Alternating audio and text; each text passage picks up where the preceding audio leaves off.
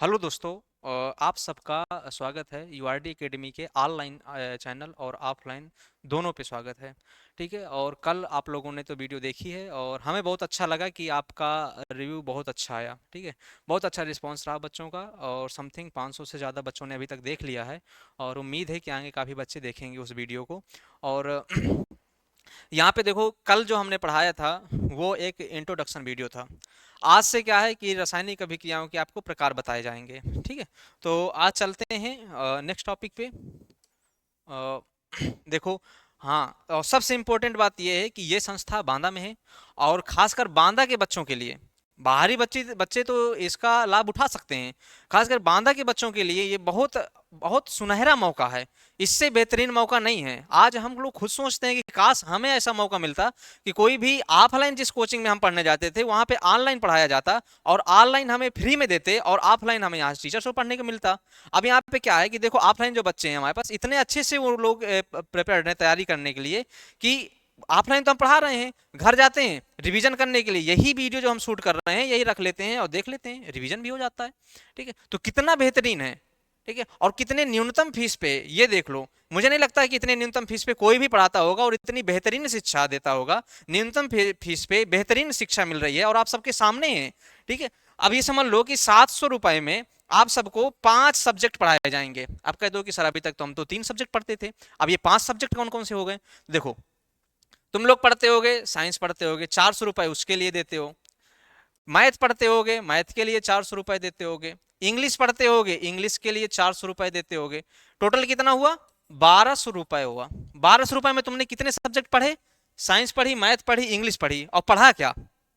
गए, उसके बाद घर आ गए। कोई तुम्हारी मदद करने के लिए तैयार है? मान लो कि तुम्हें किसी टॉपिक पे कंफ्यूजन है, थोड़ा सा लेक्चर छूट गया, उसके बाद क्या करोगे? छूट गया सो छूट गया, बगल वालों को देखोगे। यहाँ पे क्या है, यहाँ पे तुम लोगों के लिए ऑफलाइन में जो पढ़ोगे सो पढ़ोगे, ऑफलाइन तुम्हें सब कुछ मिल रहा है। ठीक है, तो ये बेहतरीन ही तो है। ठीक, और यहाँ पे सबसे महत्वपूर्ण क्या है कि हम यहाँ पे सामाजिक विज्ञान की भी क्लास लेकर के आते हैं और हिंदी की भी। ये हफ्ते में से एक दिन चलती हैं और वो चलती हैं सैटरडे के दिन, शनिवार के दिन। और वहाँ पे 1.5 घंटे की क्लास चलती हैं और सामाजिक विज्ञान भी और हिंदी भी, नोट्स भी प्रोवाइड कराए जाते हैं और अच्छा खासा तुम लोगों का तैयार भी होगा। ठीक है, और समय भी बहुत ज़्यादा है, तो देर ना करो। और 1 अप्रैल से ये नया बैच स्टार्ट होने वाला है, 1 अप्रैल से। तो ये 9th के लिए भी है, 10th के लिए भी है और बांदा वालों के लिए बहुत सुनहरा मौका है। कहते हैं ना कि सोने पे सुहागा, वो चीज़ देखनी है ना तो यहाँ आ जाओ। ठीक, यहाँ पे देखो, अब तुम्हें क्या चाहिए। ऑफलाइन पढ़ाया जा रहा है, ऑनलाइन भी पढ़ाया जा रहा है। ठीक है, टेस्ट भी हो रहे हैं। टेस्ट का तुम्हें हर महीने के लिए टारगेट भी दिया जा रहा है, इनाम भी दिया जा रहा है तुम्हें। ठीक है, एक बच्चे के लिए मेहनत करने के लिए सबसे ज्यादा क्या महत्वपूर्ण है कि उसे महीने के लिए टारगेट मिल जाए कि मुझे ये टेस्ट देना है और मुझे इसमें से टॉप करना है। तो बताओ, एक एक छोटे छोटे टारगेट लेकर के जब तुम बड़े टारगेट की ओर जाओगे तो तुम्हारे पास क्या है, ये जो रास्ता है ना वो तुम्हें ज्यादा दुर्लभ नहीं होगा। ठीक है, अच्छा परसेंटेज बना सकते हो, हर महीने अपना रिजल्ट देख सकते हो।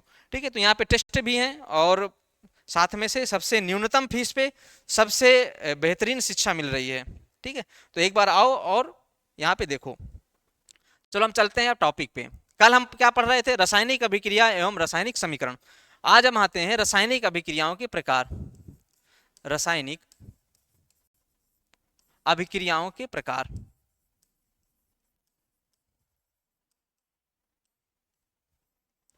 के प्रकार। देखो, रासायनिक अभिक्रियाओं के प्रकार में तुम क्या क्या पढ़ोगे? देखो, सबसे पहले क्या पढ़ोगे? संयोजन अभिक्रिया। फिर क्या पढ़ोगे? फिर उसके बाद पढ़ोगे वियोजन अभिक्रिया।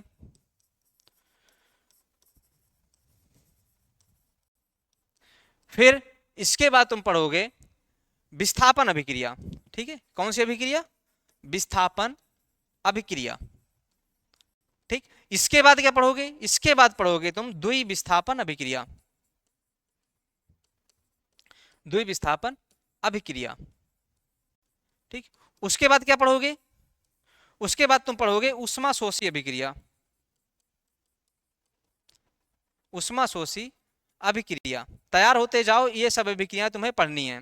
ठीक है, उष्माशोषी, उष्मा क्षेपी अभिक्रिया। उष्माक्षेपी अभिक्रिया। उसके बाद तुम क्या पढ़ोगे? उसके बाद तुम पढ़ोगे ऑक्सीकरण। ठीक है, ऑक्सीकरण पढ़ोगे। और ये सब तुम्हारे पास रखा हुआ है, यहाँ पे डाटा है, इधर पे रख दे रहे हैं। ठीक है, ये अभिक्रियाएं हैं। और उसके बाद ऑक्सीकरण। ऑक्सीकरण के बाद क्या पढ़ोगे तुम? अपचयन। अपचयन के बाद क्या पढ़ोगे? ऑक्सीकारक। फिर क्या पढ़ोगे? अपचायक। फिर संक्षारण। फिर विकृत गंधिता। ये टॉपिक है जो तुम्हें पढ़ने हैं। ठीक है, और ये रहे ये टॉपिक, ये ठीक है। ठीक, इतनी चीजें तुम्हें पढ़नी है। तो सबसे पहले हम क्या पढ़ेंगे? संयोजन अभिक्रिया। देखते हैं अब संयोजन अभिक्रिया के बारे पे। ठीक, सबसे पहले तुम्हें पढ़ना है संयोजन अभिक्रिया। संयोजन अभिक्रिया। ठीक, सभी बच्चों से यही कहूंगा कि एक नोटबुक बना करके रखना। ठीक है, जो हम पढ़ा रहे हैं वो लिखते भी जाना। ठीक है, देखो वीडियो में क्या है तो रोक दो वीडियो, ठीक है, लिखते जाओ। ठीक है, समझते जाओ। तो क्या क्या मुसीबत है बताओ? कितना बेहतरीन है। जो भी ना समझ में आए बैक करके फिर से देख लो। ठीक? सबसे पहले क्या है? संयोजन अभिक्रिया। संयोजन अभिक्रिया को इंग्लिश में बोलते हैं कॉम्बिनेशन रिएक्शन। कॉम्बिनेशन मतलब कंबाइन करना, संयोजन मतलब संयोग करना। ठीक है, कंबाइन करना। कंबाइन किन को करते हैं हम? दो चीजों को कंबाइन करते हैं। और जब दो चीजों को कंबाइन करेंगे तो यहां पे क्या है? दो पदार्थों को कंबाइन करेंगे। और जब दो पदार्थों को कंबाइन करेंगे तो कोई तीसरा एक पदार्थ बनेगा। क्यों? क्योंकि जब दो हमने पदार्थों को मिलाया तो उसके बीच में क्या होगी? रासायनिक अभिक्रिया। और रासायनिक अभिक्रिया हुई तो एक उत्पाद का निर्माण होगा। वैसे यहाँ पे संयोजन अभिक्रिया का मतलब क्या है? कि ऐसी रासायनिक अभिक्रिया जिसमें दो या दो से अधिक अभिकारक आपस में अभिक्रिया करके कोई तीसरा पदार्थ का निर्माण करते हैं, क्या कहलाते हैं? संयोजन अभिक्रिया कहलाते हैं। ठीक है, इसमें क्या होगा?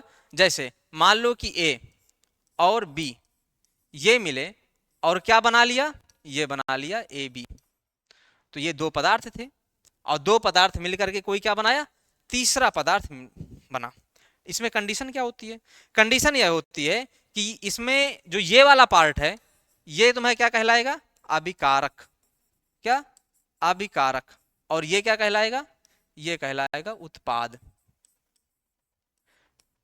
ठीक, संयोजन अभिक्रिया में से एक दो या दो से अधिक अभिकारक होंगे लेकिन उत्पाद एक ही होना चाहिए। ठीक है, उत्पाद एक होगा।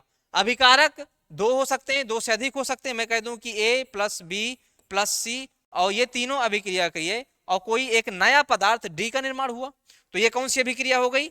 ये अभिक्रिया हो गई संयोजन अभिक्रिया। अब कह दो कि सर ऐसे यदि हम लिख दें कि ए प्लस बी प्लस सी और यहां पे डी प्लस ई बन गया तब, तो ये संयोजन अभिक्रिया नहीं होगी।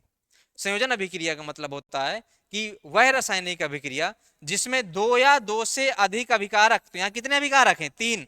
दो या दो से अधिक अभिकारक केवल एक उत्पाद का निर्माण करते हैं, संयोजन अभिक्रिया कहलाती है। ठीक है, तो ये संयोजन अभिक्रिया नहीं होगी, इसमें दो उत्पाद हैं। तो संयोजन अभिक्रिया कौन होगी? ये संयोजन अभिक्रिया है। ठीक है, ये संयोजन अभिक्रिया है। अब कह दो कि सर ये ए और बी क्या है? तो ए और बी कोई पदार्थ होंगे और ए बी क्या है? ये उत्पाद में कोई तीसरा पदार्थ बन रहा है। तो क्या तैयार हुआ तुम्हें कि संयोजन अभिक्रिया क्या होती है? वह रासायनिक अभिक्रिया जिसमें दो या दो से अधिक अभिकारक पदार्थ आपस में अभिक्रिया करके कोई तीसरा उत्पाद बनाते हैं, क्या कहलाते हैं? संयोजन अभिक्रिया कहलाती है। ठीक, तो इसके बारे में हम लिखवा दे रहे हैं। और इसको इरेज किए दे रहे हैं। ठीक है, लिखते रहना। ठीक है, ऐसा मत करना कि बैठे हो सर कौन लिखे बस हम पढ़ते रहेंगे। ठीक है, तो ऐसा नहीं करना है। एक एनर्जी दिखाओ कि हम हाई स्कूल के बच्चे हैं, हमें रिजल्ट देना है, इतना अच्छा समय चल रहा है। ठीक, कोई भी टारगेट लेकर के चलोगे वो कंप्लीट कर सकते हो, समय बहुत है। इसमें क्या बताओगे? ऐसी रासायनिक अभिक्रिया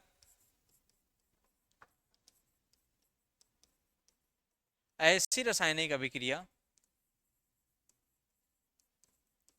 जिसमें दो या दो या दो से अधिक दो या दो से अधिक अभिकारक पदार्थ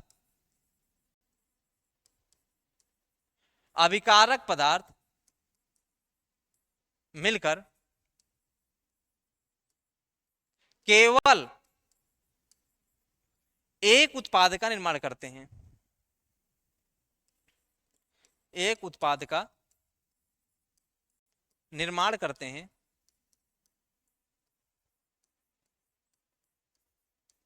संयोजन अभिक्रिया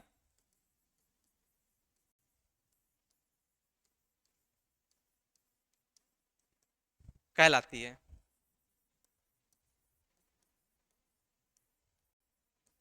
ठीक है, क्या समझ में आया?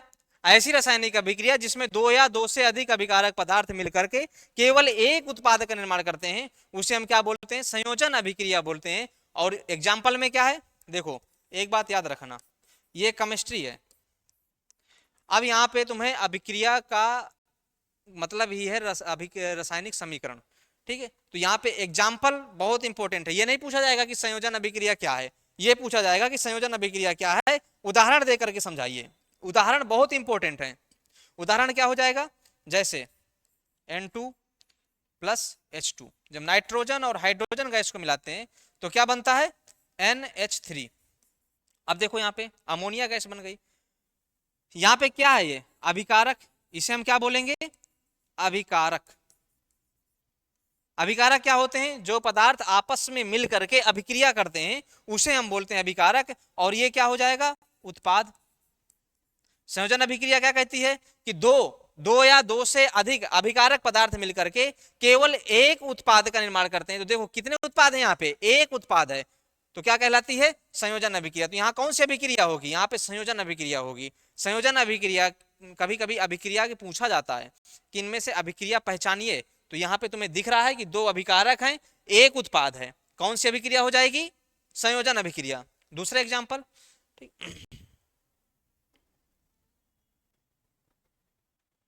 ये हो गया। ठीक है,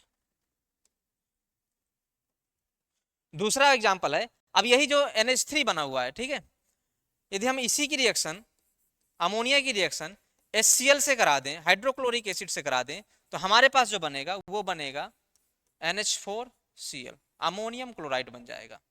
ठीक है, अब यहाँ पे देखो कितने अभिकारक हैं, ये भी क्या हो जाएगा? ये अभिकारक। अभिक्रिया करने वाले पदार्थों को हम क्या बोलते हैं? अभिकारक। जो बना है वो क्या हो जाएगा? उत्पाद। यहाँ पे देखो, यहाँ पे भी दो अभिकारक हैं, एक उत्पाद है, संयोजन अभिक्रिया। यहाँ पे दो अभिकारक हैं, एक उत्पाद है, क्या हो जाएगा? संयोजन अभिक्रिया। ठीक है, तो उम्मीद करता हूं कि संयोजन अभिक्रिया समझ में आई होगी। ठीक है, और इसके बाद हम चलते हैं वियोजन अभिक्रिया पे। ठीक है, किसमें? वियोजन अभिक्रिया। थोड़ा सा समझना इसको, संयोजन का अपोजिट होता है वियोजन अभिक्रिया। वियोजन, वियोजन अभिक्रिया ये क्या होती है? संयोजन का अपोजिट। कह दो अब क्या है सर ये संयोजन का अपोजिट? संयोजन का अपोजिट का मतलब यह है कि अभी तक कहा जा रहा था कि दो अभिकारक पदार्थ, दो या दो से अधिक अभिकारक पदार्थ केवल एक उत्पाद का निर्माण करेंगे। संयोजन में यही बोला गया है ना कि A प्लस बी, ये क्या बनाया? मान लो C बना दिया। तो यहाँ कितने अभिकारक हैं? दो। उत्पाद कितना है? एक। कौन सी अभिक्रिया? यहाँ पे हो गई, कह दो सर संयोजन अभिक्रिया। ठीक है, क्योंकि संयोजन का मतलब क्या होता है? कंबाइन करना। कंबाइन दिख रहा है कि इन दोनों को मिलाया गया है। वियोजन अभिक्रिया का मतलब क्या है कि यदि इसी सी को यदि तोड़ा जाए दो या दो से अधिक पदार्थों में, जैसे मान लो कि A और प्लस बी, जरूरी नहीं है कि हर एक रिएक्शन अपोजिट डायरेक्शन पे होती है। मान लो कि यहाँ पे कोई पदार्थ होता C, अब वो ब्रेक डाउन हो जाता है A और B में। अब कह दो ये भी जबरदस्ती की बात है, ऐसे कैसे हो जाएगा? कुछ कारण होगा। हाँ सही बात है, कुछ कारण होगा। वियोजन अभिक्रिया में से कोई पदार्थ दो या दो से अधिक पदार्थों में ऐसे नहीं टूटेगा, कुछ कारण होगा। क्या कारण हो सकता है? अच्छा हाँ ये भी सही है, या तो इसमें से तीन कारण होते हैं। उष्मीय अपघटन, या तो इसको उष्मा दी गई होगी सी को, तब ये ए और बी में टूट गया। प्रकाशीय अपघटन, या तो इसको क्या है सूर्य के प्रकाश में लाया गया होगा तब ये दो पदार्थों में टूट गया, या विद्युत अपघटन, या इसमें से क्या है इलेक्ट्रिक करंट इसमें लगाया गया होगा तब ये क्या होगा दो पदार्थों में टूट गया। तो इसका मतलब क्या है, वियोजन अभिक्रिया का मतलब होता है कि जब कोई पदार्थ या कोई अभिकारक पदार्थ किसी बाह्य कारणवश दो या दो से अधिक उत्पाद में टूट जाता है तो वो अभिक्रिया क्या कहलाती है, वियोजन अभिक्रिया कहलाती है। तो यहां पे क्या हो जाएगी, वियोजन अभिक्रिया। देखो हम संयोजन और वियोजन को साथ पे लेकर के पढ़ा रहे हैं ताकि आगे चल करके कंफ्यूजन ना हो। संयोजन दो मिलेंगे एक बनेगा, वियोजन एक टूटेगा दो बनेंगे, अपोजिट। ठीक है, वियोजन अभिक्रिया। तो वियोजन अभिक्रिया में क्या करोगे तुम, वियोजन अभिक्रिया का मतलब होता है इसको मिटा दे रहे हैं, ठीक है, लिखते जाना। ठीक, ऐसा नहीं कि बैठे रहो आलस करते रहो। ठीक है, हाई स्कूल के बच्चे हो, आलस नहीं होना चाहिए, एक एनर्जी होनी चाहिए, ठीक है, पढ़ने की। अब देखो यहाँ पे वियोजन अभिक्रिया का मतलब क्या होता है, ऐसी रासायनिक अभिक्रिया, ऐसी रासायनिक अभिक्रिया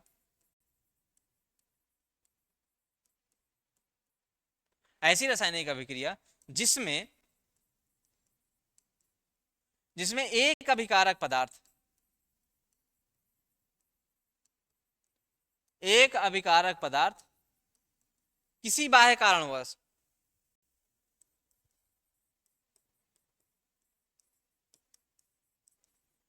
किसी बाह्य कारणवश दो या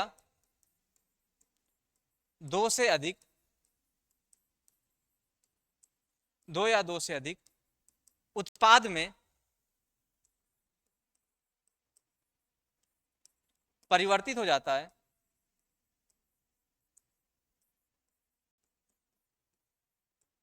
परिवर्तित हो जाता है, वियोजन अभिक्रिया कहलाती है। वियोजन अभिक्रिया कहलाती है।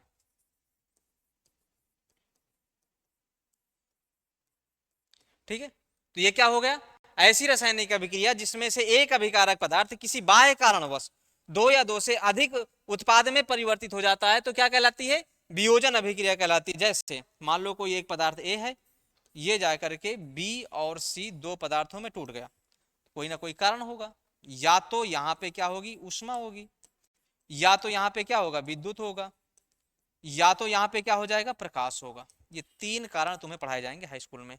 कारण तो बहुत सारे हो सकते हैं लेकिन तीन कारण तुम्हारे हाई स्कूल में पढ़ाए जाएंगे। ठीक है, तो ये अब जब बाह्य कारणवश है तो बाह्य कारणवश के आधार पर भी ये बटेगी अभिक्रिया कि वियोजन अभिक्रिया कोई एक तो लॉजिक है नहीं है कि किस कारणवश है, किसी बाह्य कारणवश। और बाह्य कारणों में से तीन कारण है। पहला क्या है, पहला है तुम्हारे पास ऊष्मा, दूसरा क्या है प्रकाश, और तीसरा क्या है विद्युत। तो इन कारणोंवश की वजह से ये वियोजन अभिक्रिया तीन प्रकार की होती है। तो कितने प्रकार की अभिक्रिया होगा ये, तीन प्रकार की। इसको हम एक साइड पे किए दे रहे हैं, ठीक है, ये है। ठीक, देखना यहाँ पे वियोजन अभिक्रिया, वियोजन अभिक्रिया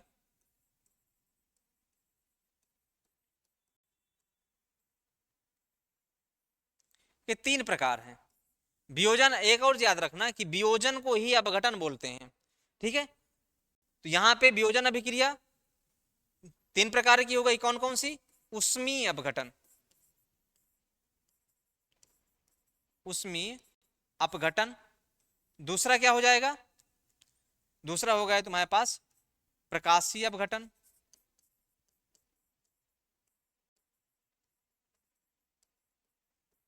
और तीसरा क्या हो गया, इसको हम एक साइड में किए दे रहे हैं, ठीक है, ये हो रहा है। तीसरा हो गया तुम्हारे पास विद्युत अपघटन।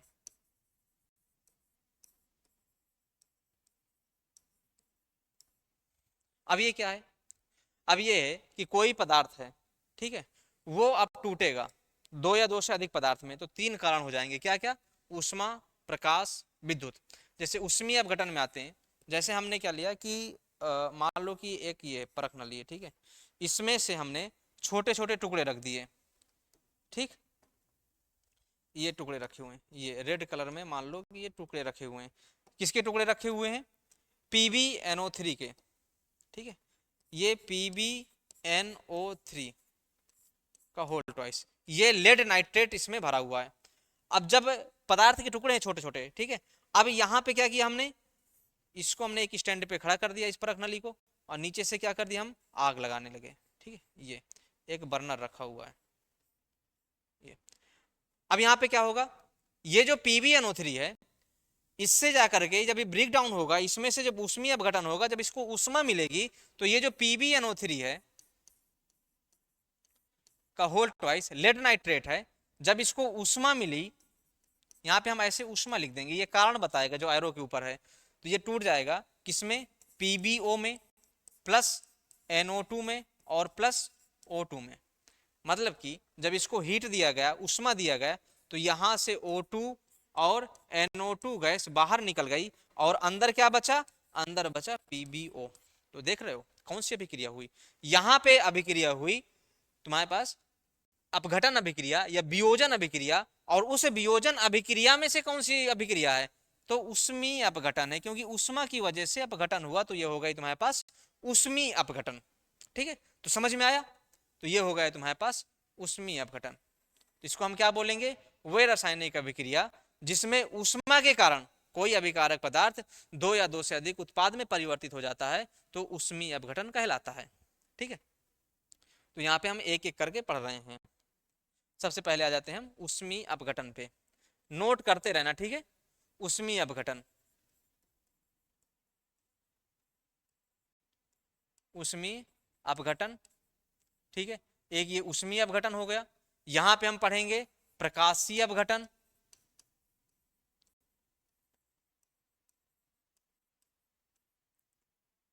उसके बाद हम पढ़ेंगे यहाँ पे विद्युत अपघटन।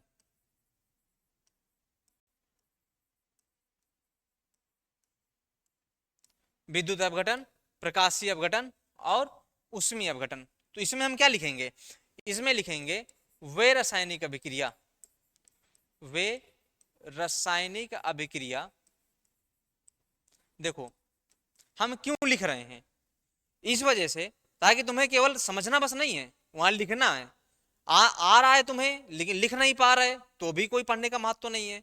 ठीक है, आना भी चाहिए और लिखना भी आना चाहिए, दोनों आना चाहिए। इस वजह से यहाँ पे लिखने की भी प्रैक्टिस करनी है, हो सके अपने राइटिंग पे इंप्रूव करना। ठीक है, हमारे राइटिंग पे मत जाना, हम एग्जाम दे चुके हैं।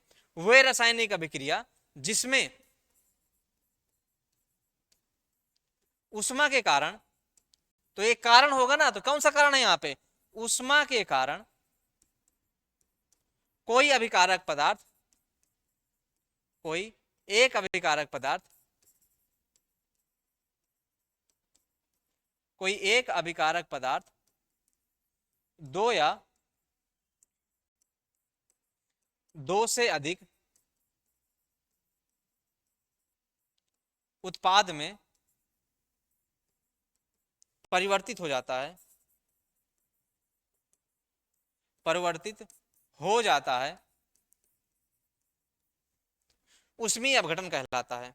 ठीक है, इसको लिख देना डॉट डॉट डॉट, मतलब ऊष्मीय अपघटन कहलाता है, इतना लिख सकते हो, बोल रहे हैं तो इतना समझ जाओगे, ऊष्मीय अपघटन कहलाता है। अब इसके लिए एग्जाम्पल क्या है, उदाहरण बहुत जरूरी है।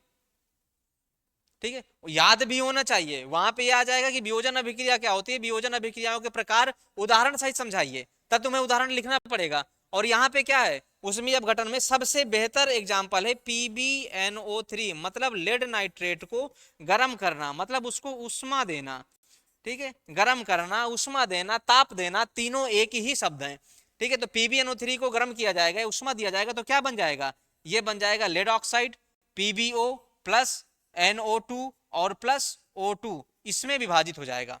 तो देख लो ये कौन सी अभिक्रिया है, वियोजन अभिक्रिया है। वियोजन अभिक्रिया के अंदर कौन सा पार्ट है, ऊष्मीय अपघटन है। ठीक है, क्यों, क्योंकि उष्मा की वजह से ये पदार्थ क्या है, तीन टुकड़ों में टूट गया है।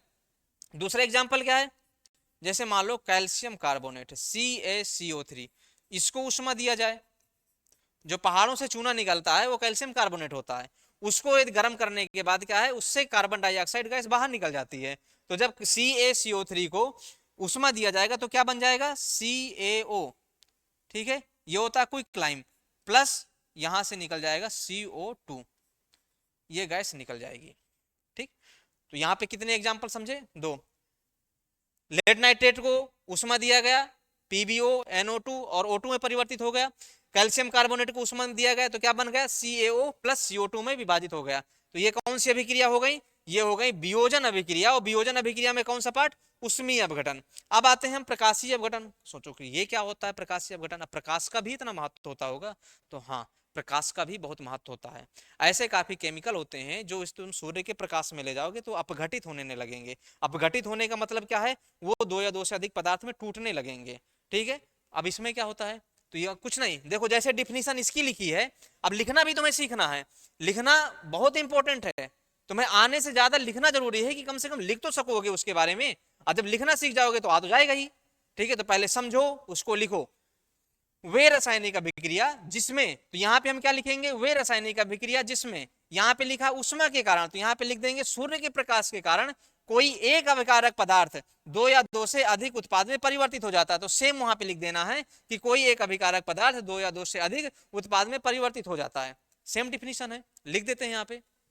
क्या लिखोगे, वे रासायनिक अभिक्रिया, वे रासायनिक अभिक्रिया, इस वजह से हम लिखवाते हैं वे रासायनिक अभिक्रिया जिसमें सूर्य के प्रकाश के कारण, सूर्य के प्रकाश के कारण कोई एक अभिकारक पदार्थ। अब देखो यहां पे हमने क्या परिवर्तित किया, केवल इन दोनों के डिफिनीशन में अंतर सिर्फ इतना है कि यहां पे अंतर है, ये ऊष्मा के कारण था और ये क्या है, सूर्य के प्रकाश के कारण। ठीक है, इतना बस परिवर्तित करना है, बाकी सबको सेम लिख देना है। ठीक है, अब यहां पे लिख देना कोई एक अभिकारक पदार्थ,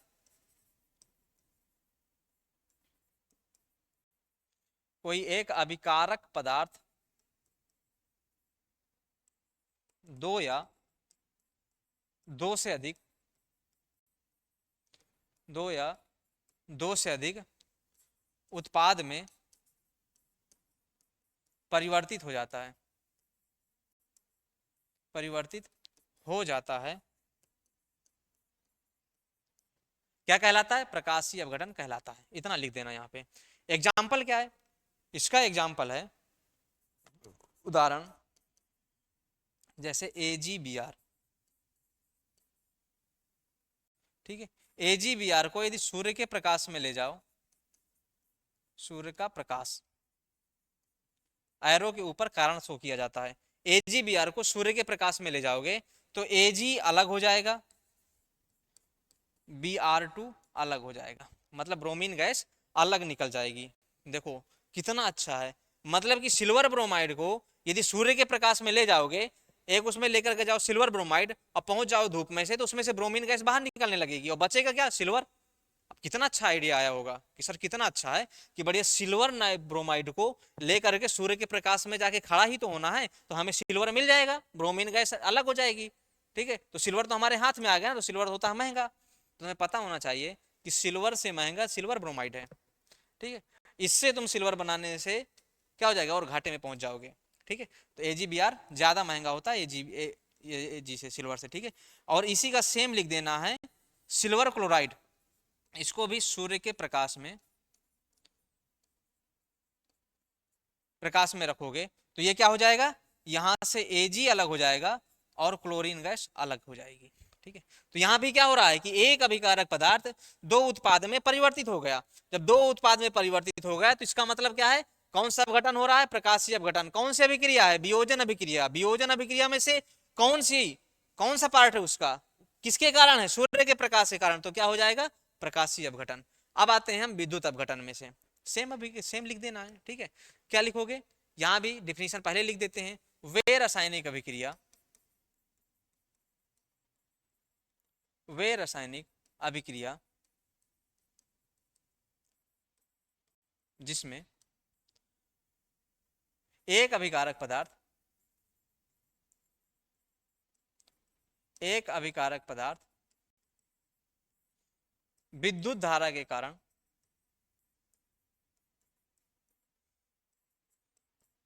धारा के कारण दो उत्पादों में, दो या दो से अधिक उत्पादों में परिवर्तित हो जाता है, परिवर्तित हो जाता है, क्या कहलाता है? विद्युत अपघटन कहलाता है। यहाँ पे लिख देना, विद्युत अपघटन कहलाता है। एग्जाम्पल में क्या लिखोगे इसमें? हाँ, ये एग्जाम्पल बहुत अच्छा है। तुम घर पे जाना, यहाँ पे तो हम भी नहीं दिखा पा रहे हैं, ठीक है, तो ऑफलाइन क्लास में से दिखाएंगे। उसमें से एक गिलास में से ट्रांसपेरेंट गिलास हो, जैसे यहाँ पे पानी की बोतल है, ये ऐसे है, और इसमें से एक सेल का टुकड़ा डालना, ठीक है, वो हो सके तो 1.5 वोल्ट से ज़्यादा हो, मतलब 1.5 वोल्ट से ज़्यादा हो, और इसमें से डालना, ठीक है, इस पानी की बोतल पे या गिलास पे। बस क्या है, कांच का गिलास हो, ट्रांसपेरेंट हो, ताकि तुम्हें दिखाई दे सके। जब इसमें डालोगे, ठीक है, तो वहां पे देखना कि सेल के आसपास से कुछ बुलबुले निकल रहे होंगे, ठीक है, बहुत धीरे से देखना, कुछ बुलबुले निकल रहे होंगे। एक साइड से ज्यादा बुलबुले निकल रहे होंगे, एक साइड से कम बुलबुले निकल रहे होंगे। वो बुलबुले क्या हैं? वो गैस के बुलबुले हैं, ठीक है। और वो किसको अपघटित कर रहा है? तो यहाँ पे सेल पड़ा है ना, वो सेल क्या है? विद्युत धारा प्रवाहित करेगा। और जब विद्युत धारा प्रवाहित करेगा तो इसके अंदर से, पानी के अंदर से, पानी का ये अपघटन करने लगेगा, जल का अपघटन कर देगा। मतलब अब जल का अपघटन क्या होता है? जल का सूत्र क्या होता है? H2O। तो H2O को तोड़ देगा। किसमें तोड़ देगा ये विद्युत धारा? H2 और O2 में। मतलब इस पानी को एक जो सेल होता है, इलेक्ट्रिक सेल होता है, वो इसको तोड़ देगा। किसमें? हाइड्रोजन और ऑक्सीजन गैस में। आप कह दो कि सर ऐसा होता होता तो सब पूरा पानी हाइड्रोजन ऑक्सीजन बन जाता होता, ठीक है। तो जितनी क्षमता होगी सेल को, उतना ये जा करके हाइड्रोजन और ऑक्सीजन गैस निकाल देगा। घर पे देखना, ठीक है। ठीक है, घर में कोई सेल रखा हो उसको निकाल देना, ठीक है।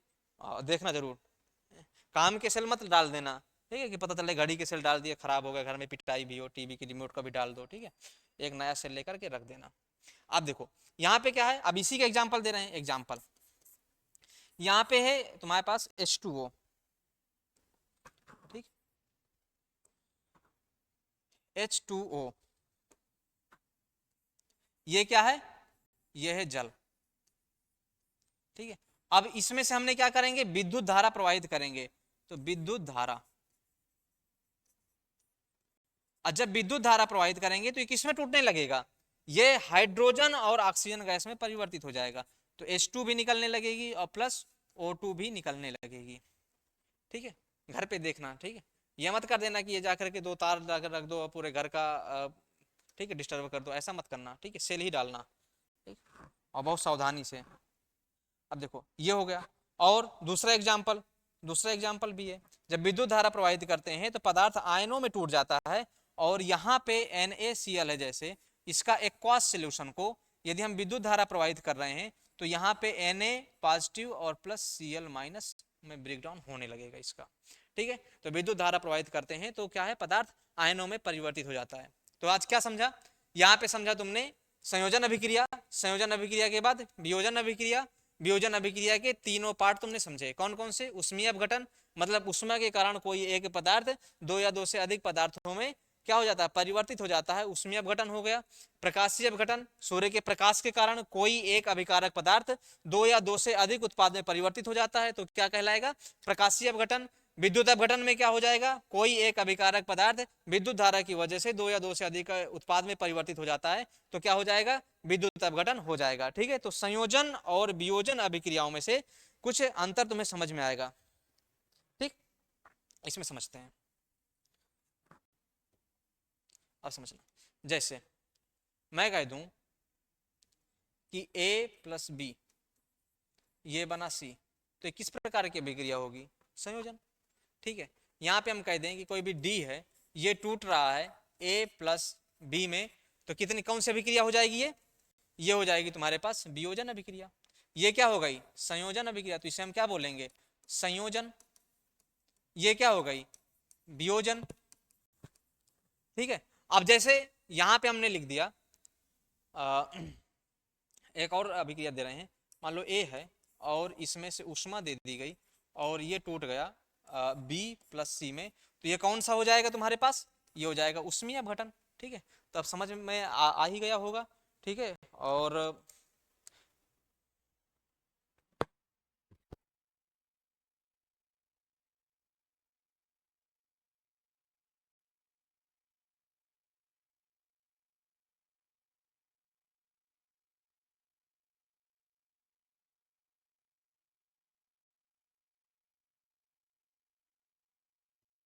ठीक है। और जैसे कल का रिस्पांस रहा हमें बहुत अच्छा लगा, सब बच्चों को थैंक यू, ठीक है, कि इतना अच्छा उन्होंने प्रमोट किया और काफ़ी सब्सक्राइब भी हुए हैं और काफ़ी अच्छा शेयर भी हुआ है। ठीक है, तो खासकर बांदा वाले बच्चों के लिए और पूरे बुंदेलखंड और पूरे यूपी वाले बच्चों के लिए, यूपी बोर्ड वालों से यही कहूँगा कि जब एक टीचर मेहनत करता है और बच्चे सपोर्ट करते हैं तो क्या होती है, प्रोग्रेस होती है, बच्चे की भी और टीचर की भी। ठीक है, तो यही कहूँगा, अच्छा शेयर करना सब लोग एक दूसरे को। ठीक है, और आइए ऑफलाइन भी देखिए यहाँ पे, ठीक है, कैसा क्या है, और ठीक है, कंटिन्यू पढ़ाई, ठीक है, और उम्मीद है अच्छा करोगे, ठीक।